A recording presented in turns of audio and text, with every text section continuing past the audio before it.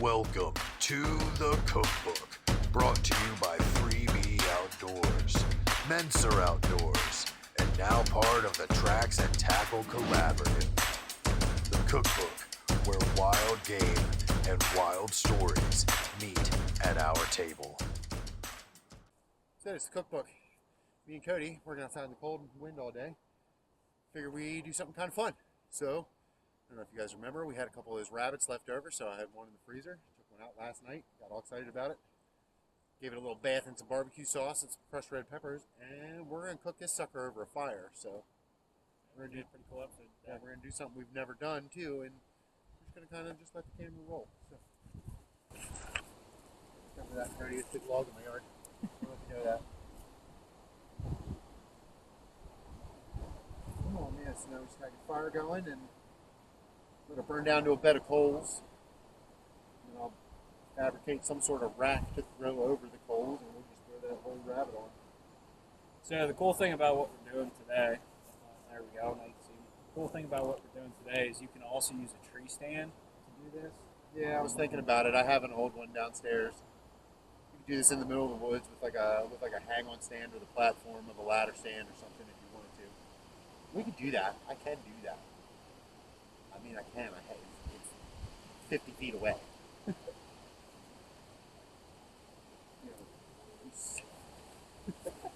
You got me.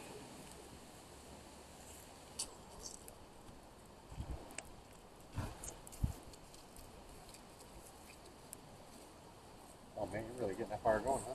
I don't know if I want to do this or not because of the cables.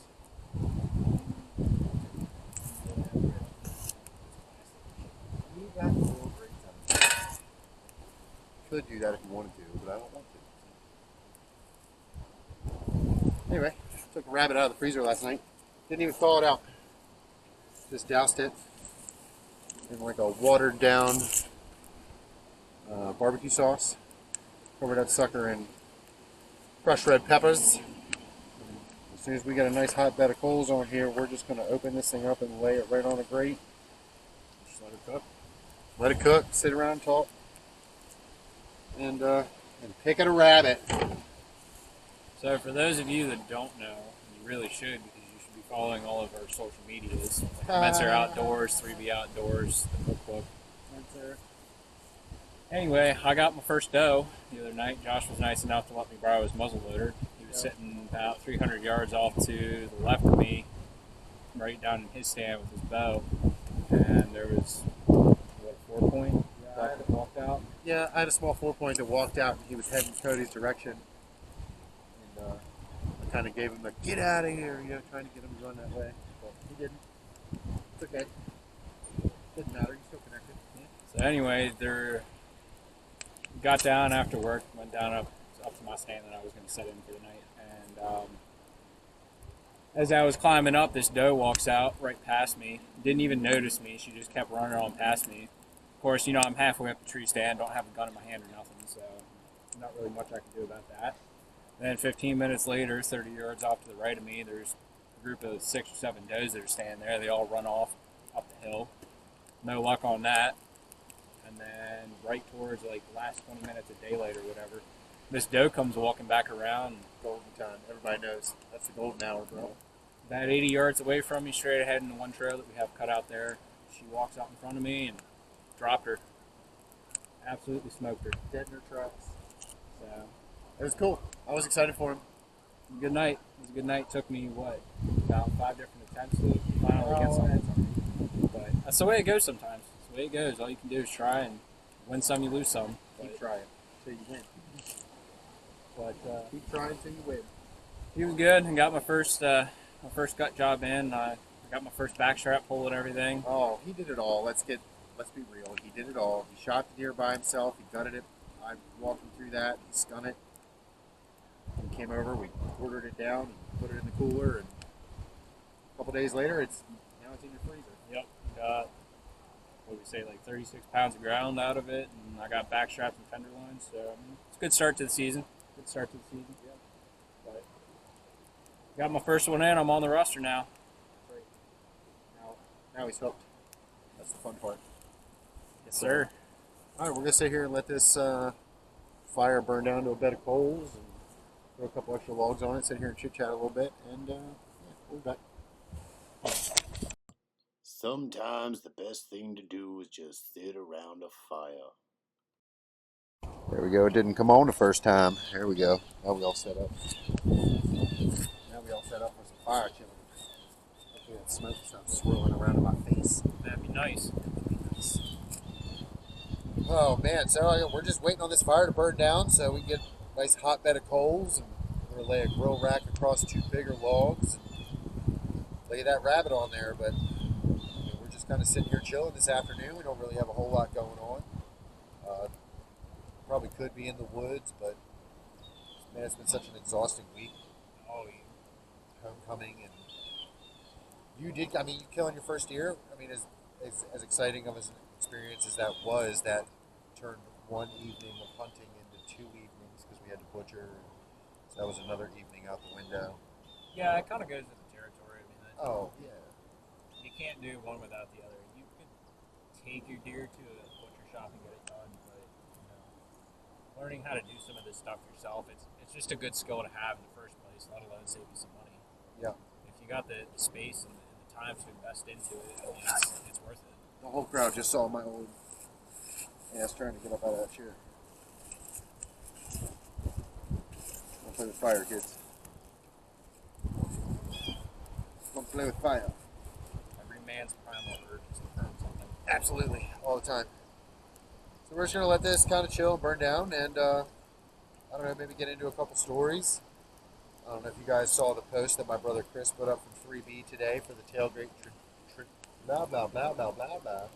tailgate traditions page that he's starting with 3B Outdoors Club. But he put up a picture of our grandfather with I think it was a big 6-point that he had on the bed of his truck that he killed out of a box stand. 150 yards behind his office in a little patch of woods. That man was notorious for calling his shots, saying, I'm going to walk in the woods tonight, I'm going to kill a buck, and Making it happen. yeah, and 15 minutes later, you'd hear a shot ring out, and that's just how he was. That man loved to be in the woods. He loved farming and being outdoors. He taught me and Chris and my dad and all of us, everything we know, and so we still have our plot of property that we have because of him. So, I'm eternally grateful for my grandfather and everything that he did and how hard he worked. Things along those lines. I was with him. I was with my grandfather when I killed both of my first 2 deer. Got my first deer. I'll never forget. I was either 13 or 14. The whole piece of property that we have now. We hunted up in that top corner where I killed that deer. Out of that one line or something. No. Out of the 2-man tree stand that you sat in the Thursday evening, the first day we went. There used to be a box stand up there, and all those fields that are now grass used to be grapevines, and so there was just like standing fence rows of grapes and stuff all along this farm. First day of rifle season, it was getting a little bit later in the day. I don't even know what spooked them, but about 20, maybe 21 or 22 deer came sprinting out from one of the rows of grapes straight into the woods right next to that blind. 20 yards. But they were all in a dead sprint. I'm 14. I'm not comfortable with a gun. I couldn't get my gun up fast enough to get on one. Well, then out pops this little button buck, just like Peyton's, and stood there broadside. And 14, nervous. You know how it is now. You just shot one. You were a little nervous. Your shot wasn't perfect, but it was still, a good, clean kill shot. I hit the deer a little low under the front of her chest, but luckily I was shooting a 308. I hit her in the leg on the other side. She was so young, it literally flipped her leg up on top of her head, and she ran about 20 yards, flopped over dead. So, but then I shot my first buck with my grandfather too, and he's a nice buck, nice big 8-point. Would have been perfect too, except his main beam on his right side is broken off about halfway, so it would have been a perfectly symmetrical 8. But it happens. That was fun. That was a fun story too. I was 15 when I shot my first buck on the. So if you're sitting in the tree stand that you were in, look straight out across the field where you can see the steeple of the church in the background. Straight out across that field, about halfway out, we had a old school. They call them redneck blinds now. There's big containers on stilts. People hunt out of fields. So we had just changed the whole farm over from grapes to the CRP grass that it is now. And my grandfather was like, "Hey, you're going to come sit with me in this big tower stand out in the middle of this hill. We'll see what happens." And it's about 9:30 in the morning. I'll never forget it. It's about 9:30 in the morning. Me and my grandfather are laughing and joking. Because he was a lot like me. Like, he was very serious when it came to business and life and all that stuff. But when it came to his grandkids, and, like, he wanted us to have fun when we were out hunting with him. So we're sitting in the tree stand, and we're laughing and joking and farting. And I remember, I'll never forget him. He ripped ass one time, and it was so funny. He goes, I mean, it just sounds like a grunt call. It's what they hear. It sounds like a grunt call. Oh, okay. So we're laughing about that. And he looks up and he says, "Oh my gosh, Josh, here comes a buck." And sure as hell, here comes this buck up over the neighbor's property. I mean, and we waited for him to cross. He crossed over into our field. My grandfather's telling me to, take your time and be calm, get on it, make a good shot, all this stuff. He's whispering all those things to me. And then the deer starts this little trot, and he's going, "Josh, shoot the deer. Josh, shoot the deer. He's going to run." And then he just, my dad laughs about this. I laugh about it every time. My grandfather goes, "Josh, take your time. Shoot the damn deer!" And he yells just like that. I mean, that's no exaggeration. And that deer stopped dead in his tracks. And I did put a good shot on that deer. I hit him in the back of the front shoulder blade. He went about 50 yards into the grass and piled up dead. And my grandfather was crying, and I was crying. But that's not why that story is memorable. That story is memorable to me because my older brother Scott also killed a big 8-point that day. And, I mean, still to this day, we argue about whose deer was bigger that day. I still think it was mine because mine was very, very tall. Wasn't super wide. He was out past his ears, about 18 inches wide. But my brother Scott's was about 24 inches wide, but his deer was only about 6 or 7 inches in height, at the height of the G2s, which is the main one that comes off the top. So that was just a fun day all around. So any day out in the woods is a good day. Dude, we've had some fun experiences down at that farm that we have now where you've been. I've been lucky enough to, over the course of several years, I've gotten several people, some maybe not their first deer, Captain Tim, who killed a slammer last night. Congratulations to him, man. I said it was probably high 20s. The taxidermist said maybe even up into the 130s. 8-point he killed at his place that he's got in PC County, or in Baltimore County. And so congratulations to him. But so he didn't kill his first deer down there, but he has killed one nice buck down there. And then several other bucks that are, I wouldn't say they're nice, but they're 90 to 100 inch deer. Several does, So just having a piece of property, you know how limited public land is around here. So having a piece of property like that A, produces the deer that it does, holds the deer the way that it does, has just been a blessing to me and my family. To my friends and Chris's friends, and my dad has people over, and we do all kinds of stuff down there. Yeah, I consider myself very fortunate to have met you just by chance. I mean, it was just happenstance, and Josh and I started to get close, and he started telling me some of these stories about where he was hunting and everything, and I'm very fortunate to have him as a friend, and we got for his dad stories, bud. let me And hunt you're them, gonna you're gonna start to be a part of them. We got the pheasant hunt happening. Yeah, that's coming up. That's not this Sunday. It's next Sunday.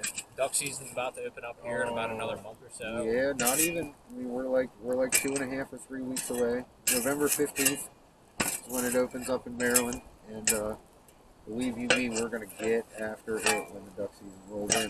Man, I can't wait for that. I don't even know if I'm on camera right now, but they can hear me. I'm just flipping logs, and I'm about to go gather some kindling and let Cody tell you guys a story about something. On the spot. On the spot, yeah. So, part of what got me into hunting, my grandfather used to hunt back in the day. I mean, he grew up in the 50s and 60s, into the 70s, and you know, it was a different time back then. Things were a little bit less well-to-do where he was growing up, and so hunting was a big way for them to feed their family back in the day. So my grandfather really got me into it. He has some really cool stories that he told me from when he was not much older than I am, if even that, when he was hitting hard. Some of the stories he has with my great-grandfather and everything really inspired me to get into this. So one of the stories that really sticks with me, back in the day, 303 British was a very common round in their area. A lot of times you would find that in a Lee Enfield rifle, which holds 8 to 10 rounds. My grandfather's telling me this story about how he's up the top of a ridge over here, and his dad is way down at the bottom of the ridge, and all he hears is bang. So, you know, back in the day, they didn't have cell phones. We couldn't call each other or anything like that. So he starts walking. Then he hears bang, and then bang, bang, bang, bang, and then finally he hears one last one right about the time he's getting down there. My great-grandfather shot a monster buck in the ankle. Yeah. First shot hit him in the ankle, so he starts running. And my great-grandfather, World War II vet, did some really hardcore stuff. Could not hit this deer to save his life.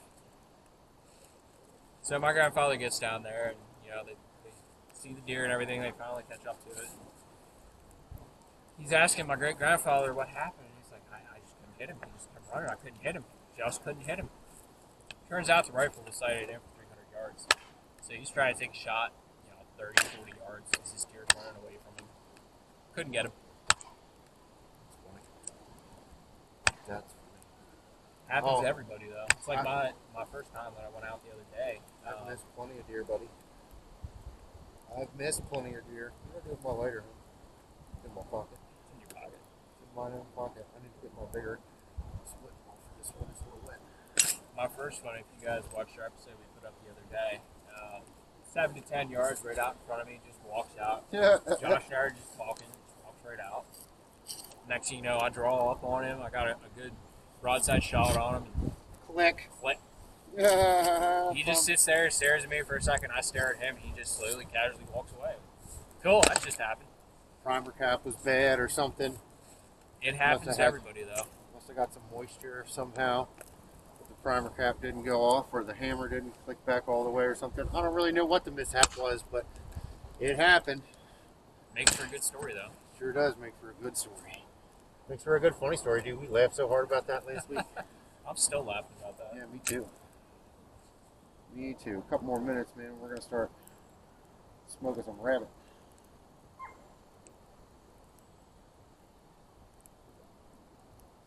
This is UCH stuff, man. This is unconventional stuff that Cody and I are doing. UCH stands for unconventional hunting. It's a term me and my brother came up with when we were kids. Because we used to just walk around the woods in Silver Run, Maryland doing crazy, crazy stuff. You know, we were the kids that could walk down the edge of a creek, piece of string and a paper clip in our pocket, and come home with a bucket full of catfish or crayfish, you know. Or go walk down and catch the chubs out of the creek with a paper clip. You know, you go flip some rocks in the woods, find some worms, find some bugs, whatever. Throw them in the water. You go down and catch the creek chubs all the time. Yeah, I used to try and do stuff like that. Unfortunately, where I grew up, we didn't have a lot of great communities or anything like that. But I used to run the woods all the time. I loved being outside. That was my life growing up, man. Me and Chris, that's how we grew up.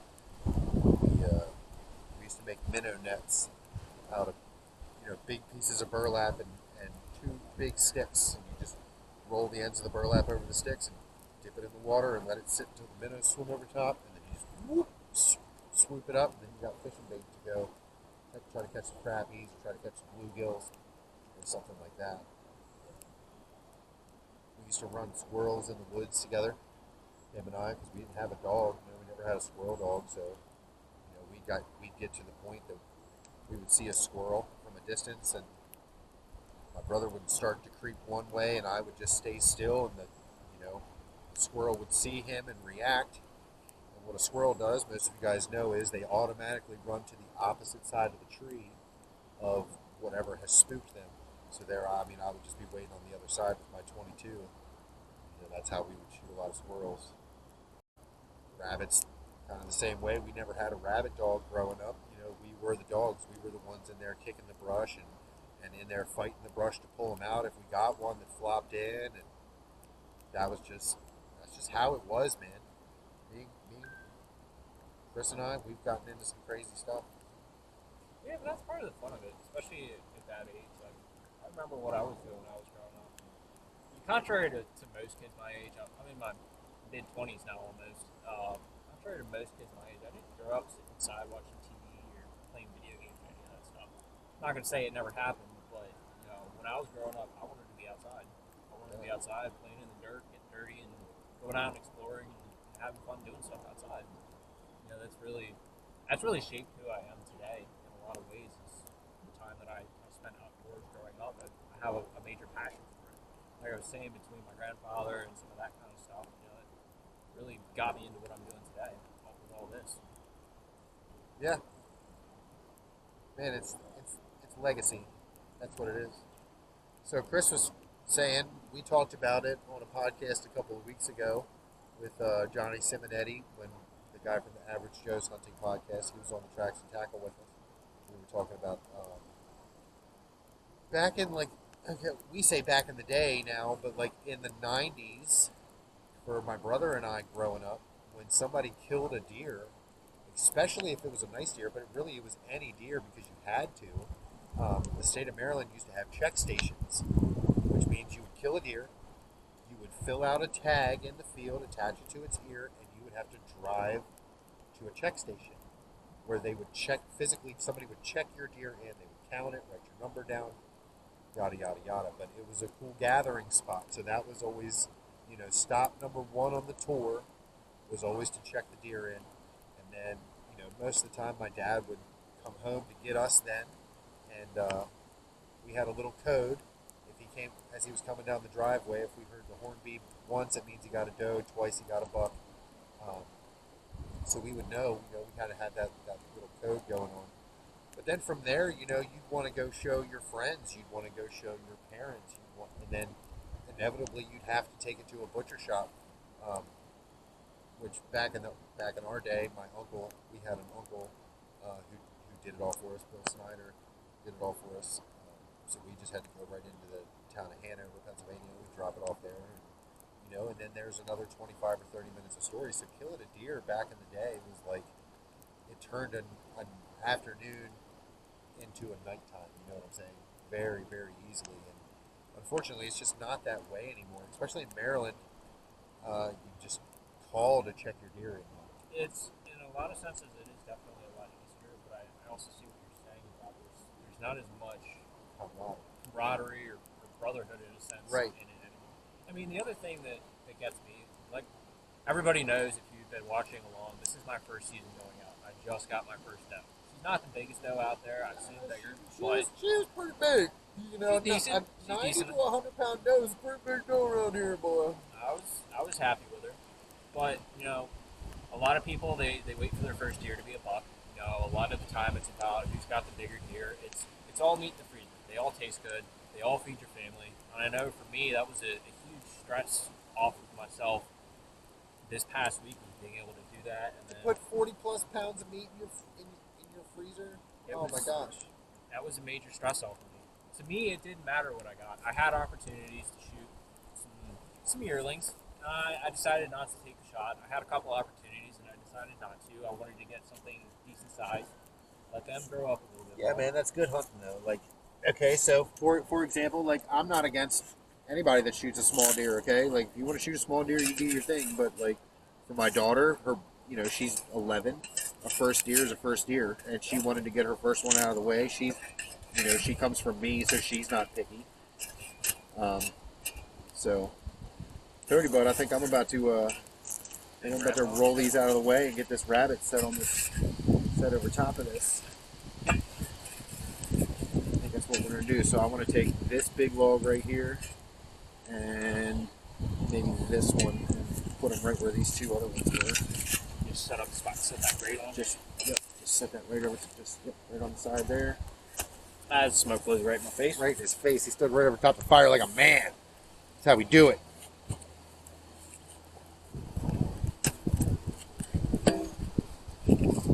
Okay, buddy. We're gonna have to use the big one. That's what she said. I couldn't resist that. You know that. I'm sorry, right? Sorry, we love it. That's what she said. Sure. Gotta have fun with it, guys. Can't be too serious. Alright. Here we go. Game of Thrones style. Old juicy rabbit.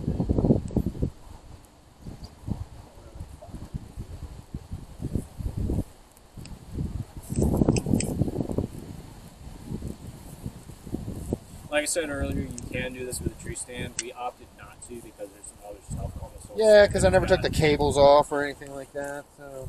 But you know, you can use a lot of different things. You got some spare metal laying around or whatever. You can make do with a lot of different ways of doing this. This is not the only way. And that's what's cool about a lot of what we try and do is we try and find a way that you can use some of the same stuff in multiple want to get different. into some of that stuff. You guys just hang on. I like doing stuff on a budget. Talk to the camera.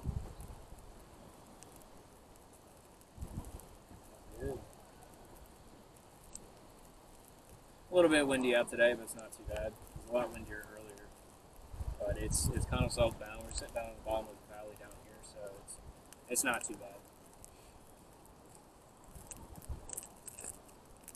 Pretty typical for a fall day in this area.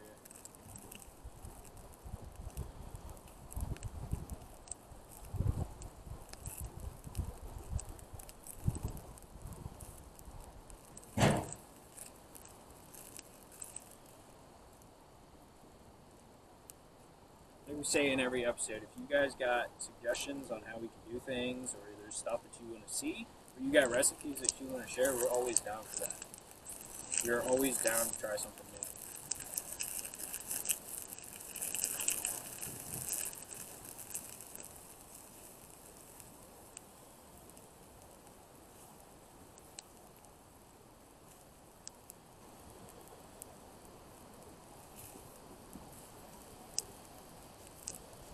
What you got there, Josh? Oh, some old decoys. Old decoys. She looks like she's getting crispy on the bottom, bro. I'm gonna have to slide her off to the side. So, for example, this used to be an old mallard decoy. Talking about doing things on a budget here. Yeah, this is balling on a budget, bro. This is what we do. This used to be an old mallard decoy. Here, take that. I'm gonna talk while I go get the tongs. I took that mallard, I repainted it as a bluebill, and I've killed several off of it. You don't need, I mean, you want your things to be kind of nice sometimes, but like, you got to do things on a budget when you got to do them on a budget. So that cost me $1.50 and some paint and 25 minutes of time. Throw a black base coat down with some spray paint. Then you just take a brush, kind of follow a pattern. I brushed a little bit of green in on the head, yellow on the eyes. I mean, that's worked just fine for me. Speaking of falling on a budget, Yeah. Captain Timmy just got us a sweet little crossbow. Yeah, he did. We'll have to get that sucker out here in a little bit. But anyway, that's another one. So these we bought a truckload of goose decoys for like $75 off of Facebook Marketplace, and I literally did the same thing. I just, gave them a repaint job, and once again, these things have worked wonders for us in the water. There's also a very cheap, easy way to turn a floating decoy into a land decoy just by buying some cheap paper towel hangers from the dollar store. You can bend them, and they'll fit right over that ballast on the bottom, and then you can stand them in a field. That's some of that redneck engineering. Bingo, right there. buddy. Okay, first off, ain't nothing I ain't thought of. I'm that kind of guy that would use a trash bag if I had to hunt geese. And I'd probably still kill geese. God, that looks really good. I know. Smells good too. It does smell good, but I was getting a little scared because that log caught on fire, you know what I'm saying? So I think the ribs and stuff might be a little charred on the other side. Adds flavor. Yeah, Adds what I'm flavor. gonna do, I'm gonna turn it to the side over here where it's a little more on the smoky coal side instead of the open flame side. Of course, till it starts dripping over it, and then it's gonna hoping that sauce just crisps up. I'll drizzle some more before we're done. Almost looks like a chicken, doesn't it? Kind of. It's not a chicken. It's a rabbit. It tastes similar, but it's not quite the same as chicken. It's got a little bit more flavor, I would say. Yeah, this is gonna be really flavorful. This sucker's been. This thing's been soaking for over 24 hours. I was gonna try to do this late last night. I decided to wait for Cody. Cody missed the last. Did you miss the last? No, you were in. No, I wasn't the last one. Yeah, the last one we did was the breakfast sandwiches. Wasn't lazy that time. No, you weren't lazy. Oh, sorry. Did you watch the other one where I called you lazy? When I was at Chris's house? In my defense, guys, I was a little sick. It's okay. It happens. It's been going around. But Excuses. gotta happen. That's what my dad would say. I have no idea how long it takes to cook a rabbit over a fire. We're gonna find out. We're gonna find out. I mean, it smells good though. It smells very rich.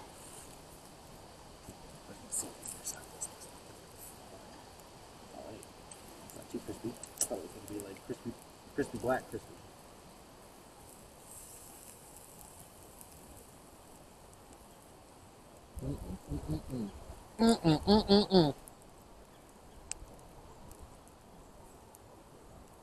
Used to be a guy I watched on YouTube way back in the day. He made hunting videos from like the 90s.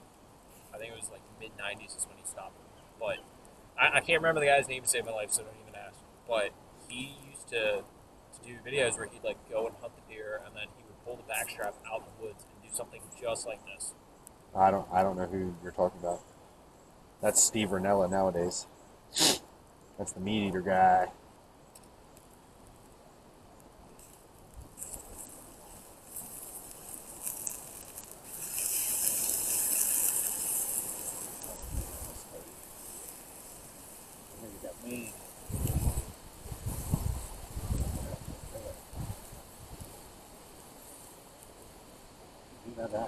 That looks delicious. Cooking good though. He's cooking good. I split the ribs right there. Cody wanted me to tell the story. He heard me intro one time about the story of the monster with the head in his tent. Oh, that's good. Yeah, that's a funny story. That was my brother Chris and I again, always. Funny stories, me and my brother Chris. Oh God. Me and my brother Chris. My grandfather used to own 2 farms. We had one we called the main farm and one we simply just called the other farm. So we were hunting. That's the way it was. We had the main farm and the other farm. That's what we called it. We were hunting the main farm, which was where my grandfather's office was, and his cattle and all that stuff was on the main farm. So typically what we would do if at the end of a morning hunt or if you were just having a very miserable evening hunt, about a half hour to 45 minutes before your hunt was over, we would simply just go walk the top edge of this pasture, because this pasture, the top edge of the fence was almost a sheer downhill that you could see all the way down to the bottom, and then you could see the whole bank on the other side. So we would just simply go walk this top edge of this fence to see what we could see. We were doing that one time. I think it was the end of a morning hunt, and we looked over across the bank, and in the briars there was a very nice buck. I cannot say for certain how many points he had. We only saw him for literally about a minute, but he was tall and he was wide. It was probably us that spooked him, but I can't say that for certain. That deer took off and he ran into a thicket that was just out of view at the top of the bank to our right. So we run over there. We get to the top of the fence line where we can see this thicket, right? And then we start hearing all this commotion. There's something thrashing at the fence. There's a small fence line at the edge of this thicket where our property went to the neighbor's property. I throw my scope up on my gun. I look at it, Chris, oh my gosh, it's that deer. He's got his head stuck in the fence. That monster buck, he's got his head stuck in the fence. So we sneak around the side. We both set up, 1, 2, 3, bang, we shoot, this deer drops, right? We walk up on it, and it's a little freaking point. That big buck ran into that thicket, spooked that 4-point up, and he tried to get away. Got his head stuck in the fence and met his maker that day. That was so when we were I don't want to say unpleasantly surprised, but we were laughing pretty hard when we walked up on the deer. That was a pretty fun scenario. But that's just UCH, man. That's how we get it done around these parts. Do what you got to do sometimes. Yeah, I've killed several big deer just up walking around or trying to put a drive on for somebody else, push deer to somebody else, and the deer sees me and takes 2 steps towards me. What am I supposed to do? I'm going to shoot the deer rather than let the deer get away. I feel like people have kind of gotten away from that in today's day and age because now it's all about sitting up in a tree stand. Now it's all about having cameras and the top of the line gear, top of the line rifle, top of the line bow, camos, all that kind of stuff. My grandfather used to hunt back in the day just wearing jeans and a plaid shirt. Yeah, red flannel shirt. That's a good thing. And they would just walk. They didn't sit. They just walked. And they saw what they saw. If they didn't see anything, they would go back out later. And that was how they did it. They'd have 5 or 6 people go in a line, and you had a firing zone, and that was what you did. See, now I would love to do something like that, but like in the mountains, I would love to go to Montana, Colorado, Wyoming, Absolutely. Arizona, someplace like that, and go hunt elk or mule deer, that kind of spot and stalk kind of way. For me, I would not want to live out west, but I would definitely love it. They have some beautiful mountains. I think I would like to live there.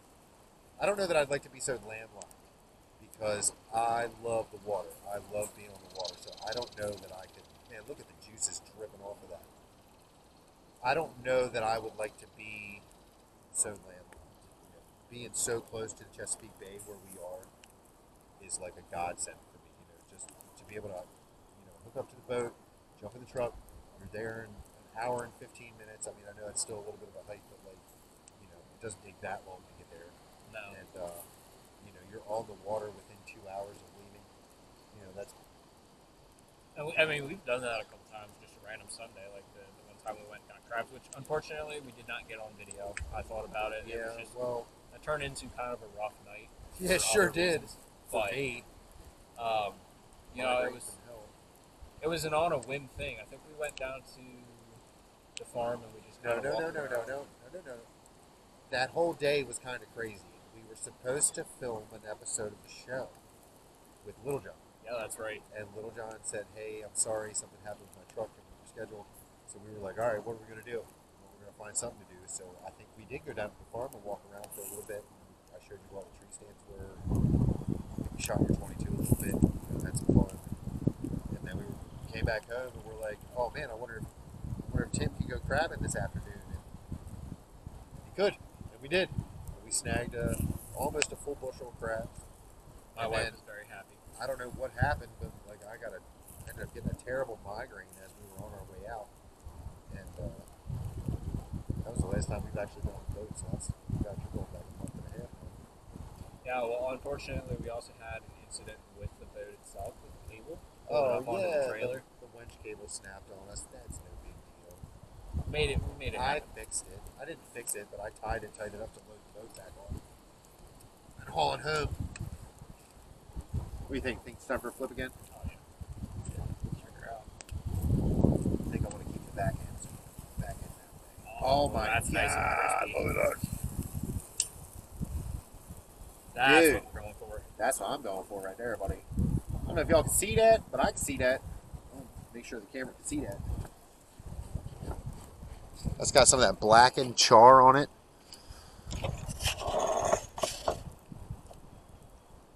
Dude, Game of Thrones style.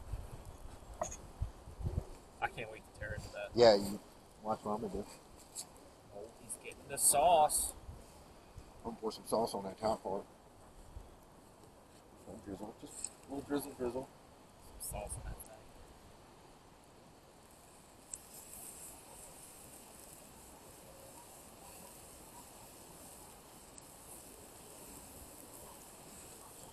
Damn, dude. Dude, what you think about that, dude?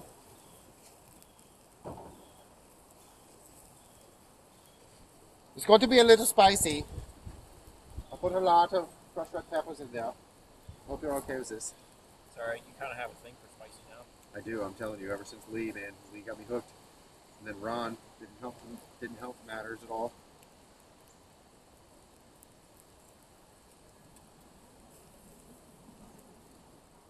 Man, that looks really good. Yeah, it does. You have to get your pocket knife out too, because I didn't bring any forks out. That's great. Make do with what we got. That's right. I got my butcher knife, or I got my skinning knife sitting in the bed of the truck. That a Yole truck. Oh my gosh, Cody, I'm really pumped about this, bro. It's been a long day. Man, what a long week. So we had, most of you guys know, we work at a college. We had homecoming this past week, so. That was a lot of setup for that and a lot of like cleaning up the campus and everything. Cleaning up afterwards. Yeah. Man, it was what a pain. But it's over. We only have 2 weeks like that every year. Homecoming week and graduation week are crazy. So we're actually a little late on filming this. This should have actually came out today, but instead we're filming it today because we didn't get to film on Saturday, which is when we typically film. Try to. If that made any sense for you guys. We're trying to do one a week. It's not always easy, but trying to make sure we get content out weekly. Every Tuesday is our goal. Yeah, it's supposed to be, but sometimes we fail. It happens. Life happens. If you don't mind a little nicotine with your rabbit. Adds flavor. That's right. I'm gonna get you addicted to rabbit. Oh, it's so funny. Dude, that looks really good. Here, can you take this? I'm actually gonna run inside and get a thermometer. Oh, we're trying to do things efficiently now. Well, no, I just want to make sure that I'm not gonna get worms.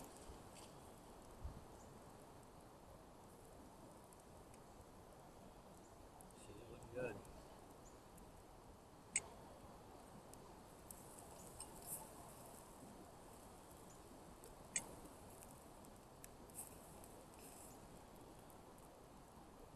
One of those random things he texted me last night. He was like, what do we want to do for an episode? Like, you want to cook a rabbit over a fire? Yeah. Absolutely. That sounds like a great time.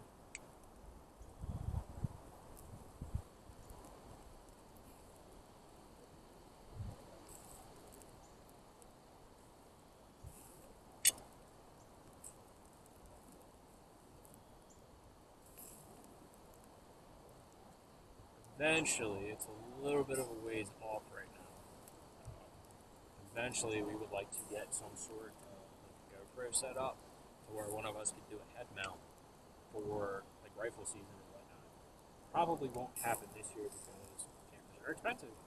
But we got some cool ideas. We're trying to figure out how to do some of this stuff. We got some butchering videos we'd like to do. And Okay, got all you're in sorts the of stuff. fire, bro. He's all up in that. it's the one time the smoke's not blowing in my face. Yeah, well, that's good. All right, here's what I want you to do is I want you to pull that off there for just a second. Stick it on the plate. God, that's like a strong because those tongs aren't the strongest. Let it sit over here for just a second. I'm gonna thermometer it. After thermometering it, it's time to eat. Okay, so here we are at the tailgate. Look at this sucker. Blackened, crispy, hooked all the way through to me, buddy. I'm gonna slice off a piece of this crispy backhand if you don't mind. Stuff cuts right through the bone too, so make sure you get that bone with that off there. Oh, dude. Nice smoky flavor. Oh my God. This has been worth the wait all day. You know, we've been talking about this all day. coming home and cooking this rabbit over a fire. Oh my God, that's delicious. Dude, I'm telling you what, man. Johnson knows how to cook sometimes, okay? That was worth the wait. Okay. A little spicy in there. Good barbecue flavor. Dude. You guys ever want a fun time? Go shoot some rabbits, cook them over a fire. Sit around and tell some stories. You're scared, man. Get in there. Yeah. You need to sharpen this knife. She need to not be a girl.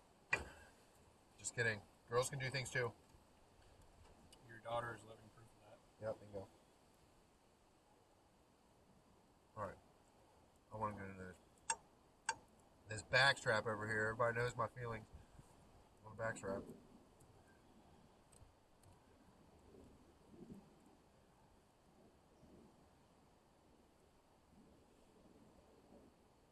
Ah! You can, dude. What am I going to do? Make a cooking show?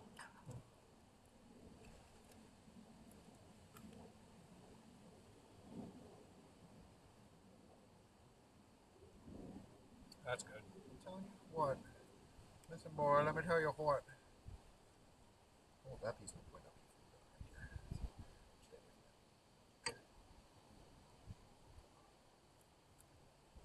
Right there. How that?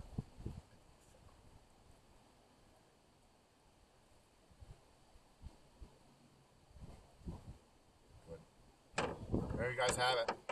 Cook a rabbit over a fire. Highly recommend. Plus, it's fun to do. Yeah, that was a good time. All right, me, Cody. Peace out. See y'all.